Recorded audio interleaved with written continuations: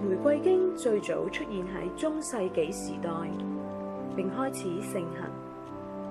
聖母分別喺1858年同埋1917年喺路德同花地瑪顯現，亦都特別囑咐世人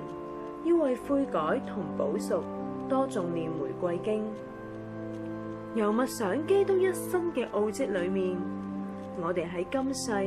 能夠伴同耶穌分擔佢苦難聖死嘅哀痛，喺第二日亦都能夠分享佢復活升天嘅喜樂同光榮。教會以聖母為信友嘅模範，學習聖母對天主全心全意嘅信賴、敬愛、服從，承行天主嘅旨意。佢懷住對主嘅愛同信德，將聖言生活出嚟。今日嘅教會祈禱入面，玫瑰經依然深受重視。玫瑰經係基督徒默觀祈禱裏面最美好、最值得讚揚嘅傳統之一。誦念玫瑰經可以大家一齊喺聖母像面前誦念，可以一個人單獨誦念，可以喺聖堂入面誦念，亦都可以喺屋企誦念，可以跪住誦念，亦都可以企喺度念，亦都可以喺行緊路嘅時候誦念。1571年，西方世界備受回教侵略攻擊，教友因住熱誠誦念玫瑰經，得到聖母嘅幫助，免受回教侵略，並喺10月7日獲得傳聖。教會將嗰日定為玫瑰聖母節。聖母喺花地瑪顯現時，亦都自稱為玫瑰經之後。咁樣，教會將10月定為玫瑰月，鼓勵教友多誦念玫瑰經。玫瑰經根據耶穌同埋聖母嘅奧蹟，分為歡喜5端、痛苦5端同埋榮福5端。傳統上，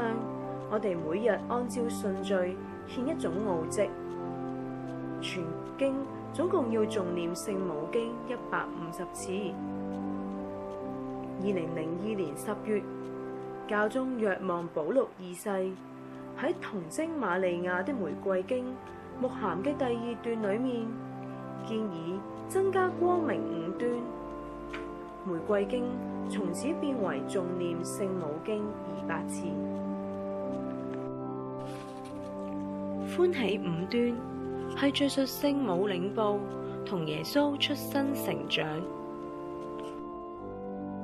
光明5端係敘述耶穌宣講福音同建立聖體聖事，與我哋成為一體。痛苦5端係敘述耶穌為我哋受苦難同死亡嘅事蹟。榮福5端係敘述耶穌復活升天同迎接聖母進入天國。玫瑰經係連串嘅經文，我哋會用串珠嚟誦念，我哋稱為玫瑰念珠。玫瑰念珠通常有50粒小珠，10粒一組為一端，加上比較大嘅珠，表示每端嘅開始。一開始，我哋會畫10字聖號，然後念一次信經，念一次天主經，念3次聖母經，念一次聖三光榮經，跟住仲念第1端奧蹟，進行默想，再念一次天主經，10次嘅聖母經，1次聖三光榮經，1次花地瑪聖母經，然後每一端奧蹟都係一樣。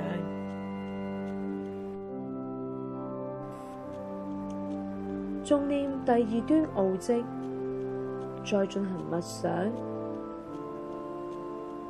誦念1次天主經、10次聖母經、1次聖三光榮經、1次花地瑪聖母經，誦念第3端奧蹟，進行默想，誦念1次天主經、10次聖母經、1次聖三光榮經、1次花地瑪聖母經，誦念第4端奧蹟，進行默想，誦念1次天主經、10次聖母經、1次聖三光榮經、1次花地瑪聖母經，誦念第5端奧蹟，再進行默想，誦念1次天主經、10次聖母經、1次聖三光榮經、